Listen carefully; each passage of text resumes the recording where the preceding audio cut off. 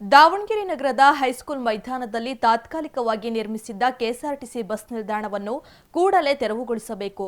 ಇಲ್ಲದೇ ಹೋದರೆ ನಾವೇ ತೆರವುಗೊಳಿಸುತ್ತೇವೆಂದು ಕ್ರೀಡಾಪಟುಗಳ ಸಂಘದ ಅಧ್ಯಕ್ಷ ದಿನೇಶ್ ಕೆ ಶೆಟ್ಟಿ ತಿಳಿಸಿದರು. ಸುದ್ದಿಗೋಷ್ಠಿಯಲ್ಲಿ ಮಾತನಾಡಿದ ಅವರು, ನಗರದಲ್ಲಿ ನೂತನ ಕೆಎಸ್ಆರ್ಟಿಸಿ ಬಸ್ ನಿಲ್ದಾಣ ನಿರ್ಮಾಣ ಆಗುತ್ತಿತ್ತು ಎಂಬ ಕಾರಣಕ್ಕಾಗಿ ಹೈಸ್ಕೂಲ್ ಮೈದಾನದಲ್ಲಿ ತಾತ್ಕಾಲಿಕವಾಗಿ ಬಸ್ ನಿಲ್ದಾಣ ಪ್ರಾರಂಭಿಸಲಾಗಿತ್ತು. ಈಗ ಹೊಸ ನಿಲ್ದಾಣ ಆಗಿರುವ ಕಾರಣ ಹಳೆ ನಿಲ್ದಾಣವನ್ನು ತೆರವುಗೊಳಿಸಬೇಕಿತ್ತು. ಆದರೆ ಕೆಎಸ್ಆರ್ಟಿಸಿ ವಿಭಾಗೀಯ ನಿಯಂತ್ರಣಾಧಿಕಾರಿಗಳು ನಿಲ್ದಾಣ ತೆರವುಗೊಳಿಸದೆ ನಿರ್ಲಕ್ಷ್ಯ ವಹಿಸುತ್ತಿದ್ದಾರೆಂದು ಆರೋಪಿಸಿದರು. 6 ತಿಂಗಳ ಒಳಗಾಗಿ ತೆರವುಗೊಳಿಸುವ ಭರವಸೆ ನೀಡಿದ್ದರು, ಆದರೆ ಇದುವರೆಗೂ ತೆರವುಗೊಳಿಸಿಲ್ಲ. ಸೋಮವಾರದ ಒಳಗೆ ತೆರವುಗೊಳಿಸದೆ ಹೋದರೆ ಕ್ರೀಡಾಪಟುಗಳಾದ ನಾವೇ ತೆರವುಗೊಳಿಸಬೇಕಾಗುತ್ತದೆ.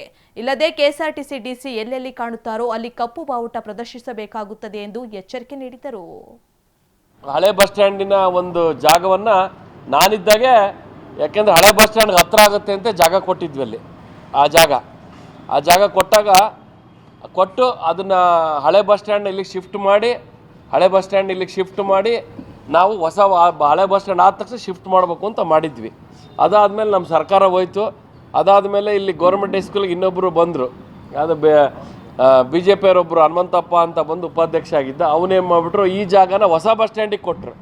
ಹೊಸ ಬಸ್ ಸ್ಟ್ಯಾಂಡ್ ಬಿಲ್ಡಿಂಗಲ್ಲಿ ರಿನೋವೇಷನ್ಗೋಸ್ಕರ ಈ ಜಾಗ ಕೊಟ್ಟರು. ನಾವು ಅವಾಗ ಅಪೋಸ್ ಮಾಡಿದಾಗ ನನಗೆ ಅರೆಸ್ಟ್ ಮಾಡಿ ಕರ್ಕೊಂಡೋದ್ರು. ಇಲ್ಲಿ ಈ ಜಾಗ ನಮ್ಮದು ಫುಟ್ಬಾಲ್ ಗ್ರೌಂಡ್ ಇದೆ, ಸ್ಪೋರ್ಟ್ಸ್ ಇದೆ, ಇಲ್ಲಿ ಮಾಡಬೇಡ್ರಿ, ನಾನು ಕೊಟ್ಟಿದ್ದು ಹಳೆ ಬಸ್ ಸ್ಟ್ಯಾಂಡ್ ಹತ್ತಿರ ಇದೆ ಅಂತ ಕೊಟ್ಟಿದ್ದು, ಹೊಸ ಬಸ್ ಸ್ಟ್ಯಾಂಡ್ ಇಲ್ಲಿ ಬೇಡ, ಅವ್ರಿಗೆ ಹತ್ರ ನಮ್ಮ ಶಿವಶಂಕರಪ್ಪನವ್ರ ಜಾಗ ಇದೆಯಲ್ಲ ಅವ್ರಿಗೆ 5 ಎಕರೆ ಅಲ್ಲಿ ಮಾಡಿರಿ ಅಂತ ಹೇಳಿದೆ.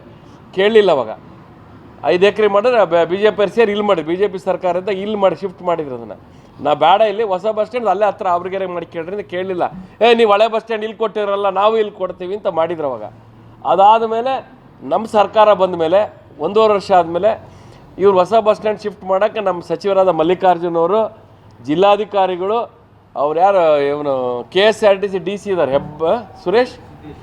ಸಿದ್ದೇಶ್ ಅವರು 1.5 ವರ್ಷದ ಕೆಳಗೆ ಬೇಗ ನೀವು ಇಲ್ಲಿಂದ ಶಿಫ್ಟ್ ಮಾಡಿರಿ, ಸ್ಪೋರ್ಟ್ಸ್ ಮ್ಯಾನ್ಗಳಿಗೆ ತೊಂದರೆ ಆಗ್ತಾ ಇದೆ ಅಂತ ಹೇಳಿದ ಮೇಲೆ ಅದಾದಮೇಲೆ ಜಿಲ್ಲಾಧಿಕಾರಿಗಳು ಸಹಿತ ಹೋದ ತಿಂಗಳು ಇವರಿಗೆ ಸಿದ್ದೇಶಿಗೆ ಫೋನ್ ಮಾಡಿ, ಈಗ ನೀವು ಬಸ್ ಸ್ಟ್ಯಾಂಡ್ ಶಿಫ್ಟ್ ಆಯಿತು, ಈಗ ಬೇಗ ಶಿಫ್ಟ್ ಮಾಡಿರಿ ಅಂದರೆ ಈಗ ಹೇಳ್ತಾನೆ ಇದ್ದೀವಿ ನಾವು.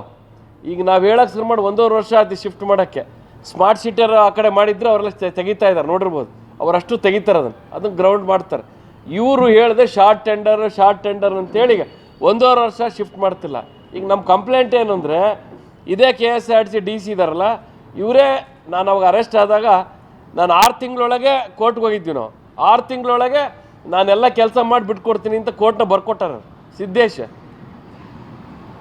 6 ತಿಂಗಳೊಳಗೆ ಇದನ್ನು ಕೆಲಸ ಮುಗಿಸಿ ಹೊಸ ಬಸ್ ಸ್ಟ್ಯಾಂಡ್ ಕೆಲಸ ಮುಗಿಸಿದ್ರೆ ಶಿಫ್ಟ್ ಮಾಡ್ತೀವಿ ಅಂತ ಆ ಸಿದ್ದೇಶ್ ಅಂತ ಅವ್ರು ಯಾರೋ KSRTC ಅವ್ರಿಗಿನ್ನೂ ಬಂದಿಲ್ಲ ಕ್ರೀಡಾಪಟುಗಳಿಗೆ ಬಿಟ್ಕೊಡ್ಬೇಕು ಅಂತ.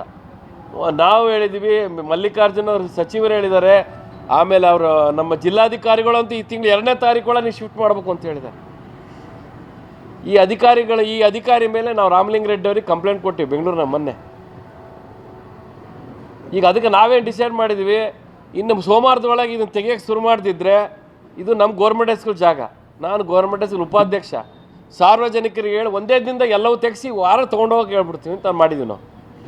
ಆಮೇಲೆ ಅವ್ನು KSRTC DC ಸಿದ್ದೇಶ್ ಅವ್ನು ಎಲ್ಲಿ ಸಿಕ್ಕರು ಅವ್ರ ಮೇಲೆ ನಾವು ಕ್ರೀಡಾಪಟುಗಳು ಅವ್ರ ಮೇಲೆ ನಾವು ಕಪ್ಪು ಬಾವುಟ ಬಾರಿಸೋದಾಗಲಿ ಅವ್ರ ಮೇಲೆ ಸ್ಟ್ರೈಕ್ ಮಾಡಬೇಕು ಅಂತ ಡಿಸೈಡ್ ಮಾಡಿದ್ದೀವಿ.